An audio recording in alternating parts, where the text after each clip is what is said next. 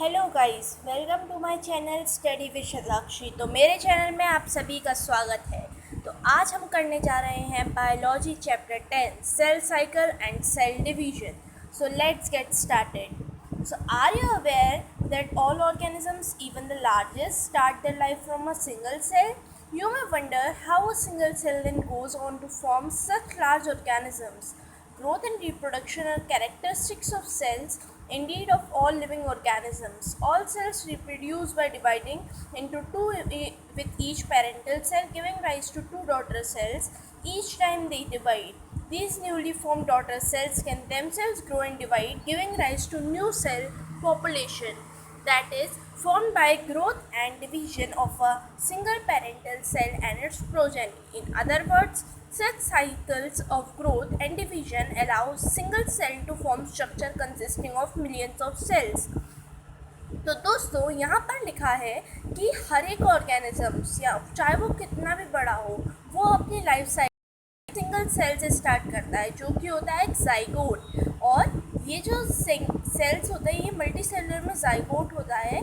और जितने भी सेल्स होते हैं वो दो सेल्स में डिवाइड हो जाते हैं। एक पेरेंटल सेल ग्रो करता है, उसमें कैरियन काइनेसिस होता है, फिर उसमें साइटोकाइनेसिस होता है, और वो दो सेल्स में डिवाइड हो जाता है, जिन्हें हम टू डॉटर सेल्स कहते हैं।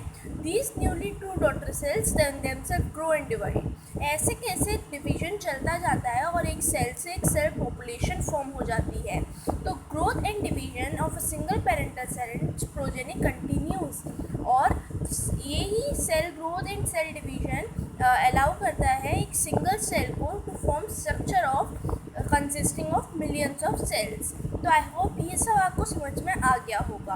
अब हम पढ़ेंगे सेल साइकिल के बारे में। तो सेल साइकिल होती क्या है? Cell division is a very important process in all living organisms. During the division of cell, DNA replication and cell growth also takes place. तो सेल डिवीजन एक बहुत इम्पोर्टेंट प्रोसेस होती है सारे लिविंग ऑर्गेनिजम्स में। और जब डिवीजन ऑफ सेल होता है तो सबसे पहले क्या होगा, डीएनए रेप्लिकेशन होता है और सेल की ग्रोथ चलती है। All these processes, that is cell division, DNA replication and cell growth, hence have to take place in a coordinated way to ensure correct division and formation of progeny containing intact genomes. Genomes क्या होते हैं? जिनमें genetic material होता है, तो genetic information होती है। तो जो सेल डिवीजन है, डीएनए रेप्लिकेशन है और सेल ग्रोथ, ये सब एक कोऑर्डिनेटेड वे में होना चाहिए, जिससे सही तरीके से सेल डिवीजन हो और प्रोजेनी सेल्स, जो नए सेल्स बन रहे हैं, उनमें सही जीनोम्स आएँ। The sequence and events of which cell duplicates its genome, synthesis the other constituents of a cell and eventually divides into two daughter cells is termed as cell cycle. इस point को आप please underline कर लीजिए अपनी books में, because it's a very important definition of cell cycle. And जो cell cycle होती है वो होती क्या है? सबसे पहले सेल साइकिल में एक सेल डुप्लीकेट करता है अपने जीनोम का। जीनोम क्या है? जेनेटिक मटेरियल है। फिर उसके बाद सिंथेसिस होती है other constituents of the cell, यानी सेल में माइटोकॉन्ड्रिया होता है, एंडोप्लाज्मिक रेटिकुलम होता है, सेंट्रियोल्स होते हैं एनिमल सेल्स में, तो उनका भी सिंथेसिस होता है, उनके भी डुप्लीकेशन होते हैं। और फिर ये सब चीज़ें डिवाइड हो जाती हैं दो डॉटर सेल्स में, और फाइनली सेल साइकिल कंप्लीट होती है जब दो डॉटर सेल्स फॉर्म होते हैं। तो ये सब एक कोऑर्डिनेटेड वे में चलना चाहिए, और इसी को हम सेल साइकिल कहते हैं। Although cell growth in terms of cytoplasmic increase is a continuous process, DNA synthesis occurs only during one specific stage in cell cycle. तो ये तो आपको समझ आ ही गया होगा कि जो साइटोप्लाज्मिक इंक्रीज है वो तो एक कंटिन्यूस प्रोसेस है, लेकिन डीएनए सिंथेसिस सिर्फ एक स्पेसिफिक स्टेज में होता है सेल साइकिल के। The replicated chromosomes DNA are then distributed to the daughter nuclei by a complex series of events during the cell division, और ये सारे इवेंट्स जेनेटिक कंट्रोल में रहते हैं। अब हम पढ़ेंगे फेजेस ऑफ सेल साइकिल के बारे में। यहाँ पर फेजेस ऑफ सेल साइकिल का एक डायग्राम भी दिया हुआ है, जिसमें जो इंटरफेज है वो सबसे बड़ा है। इंटरफेज में G1 फेज़ होता है, S फेज़ होता है और G2 फेज़ होता है। और फिर एक है माइटोटिक फेज, एम फेज, जिसमें ये 5 फेजेस होते हैं, prophase, metaphase, anaphase and telophase, और लास्ट में साइटोकाइनेसिस टेक्स प्लेस। ठीक है दोस्तों, तो अब हम पढ़ेंगे इनके बारे में डीप में। So phases of the cell cycle. A typical eukaryotic cell cycle is illustrated in human cells in culture. These cells divide once in approximately every 24 hours. तो ये human cells जो होते हैं वो divide करते हैं एक बार every 24 hours में, और this duration of cell cycle can vary from organism to organism and from cell type to cell type. जैसे कि यीस्ट में सेल साइकिल सिर्फ 90 मिनट्स तक ही लास्ट करती है। तो सेल साइकिल भी 2 बेसिक फेजेस में डिवाइडेड है, जैसे कि मैंने आपको पहले भी बताया, इंटरफेज और एम फेज, जिसे हम माइटोसिस फेज कहते हैं।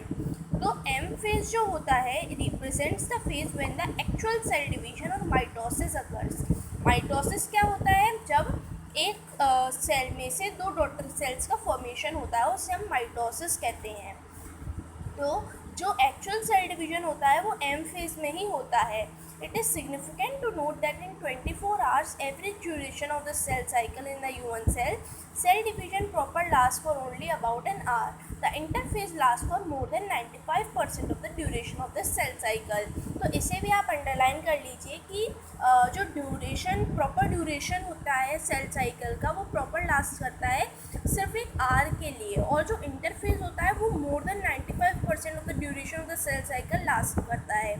तो जो एम फेज होता है वो स्टार्ट होता है न्यूक्लियर डिवीजन से, फिर corresponding to the separation of daughter chromosome, जिसे हम कैरियन काइनेसिस कहते हैं। कैरियन यानी न्यूक्लियस और काइनेसिस यानी टू डिवाइड। तो कैरियन काइनेसिस यानी न्यूक्लियस डिवीजन, एंड ये एंड करता है साइटोकाइनेसिस से, यानी साइटोप्लाज्म के डिवीजन से।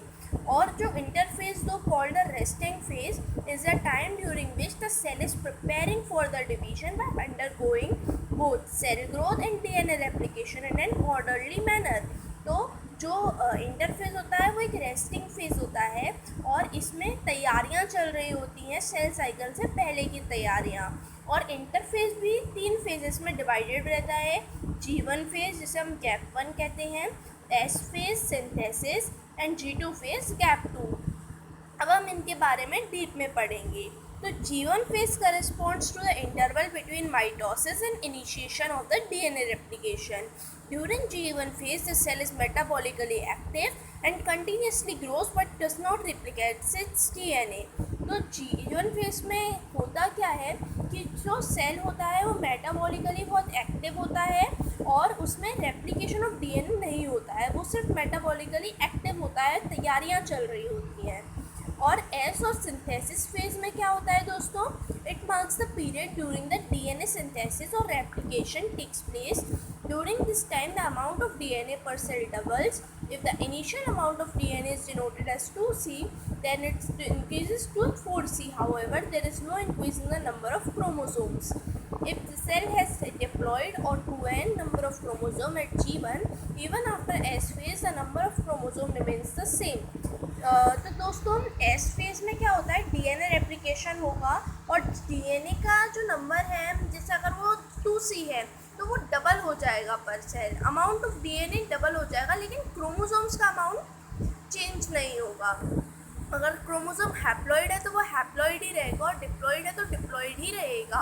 और हैप्लॉइड और डिप्लॉइड क्या होते हैं? अगर क्रोमोसोम्स 46 हैं या तो वो डिप्लॉइड है यानी 2n, और अगर वो हैप्लॉइड हैं तो वो हाफ हो जाएंगे, और उसे हम कहेंगे n, 23 क्रोमोसोम्स।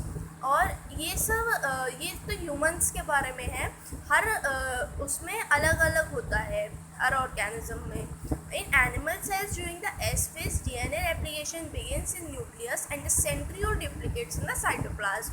तो न्यूक्लियस में तो डीएनए रेप्लिकेशन चल रहा होता है एस फेज में, लेकिन एनिमल सेल्स में सेंट्रियोल डुप्लिकेशन चलता है साइटोप्लाज्म में जब एस फेज चल रहा होता है। और जो G2 फेज होता है उसमें प्रोटीन का सिंथेसिस होता है फॉर माइटोसिस। माइटोसिस के लिए प्रोटीन का सिंथेसिस होता है, और सेल ग्रोथ कंटिन्यू करती है। अब हम पढ़ेंगे सम सेल्स Some cells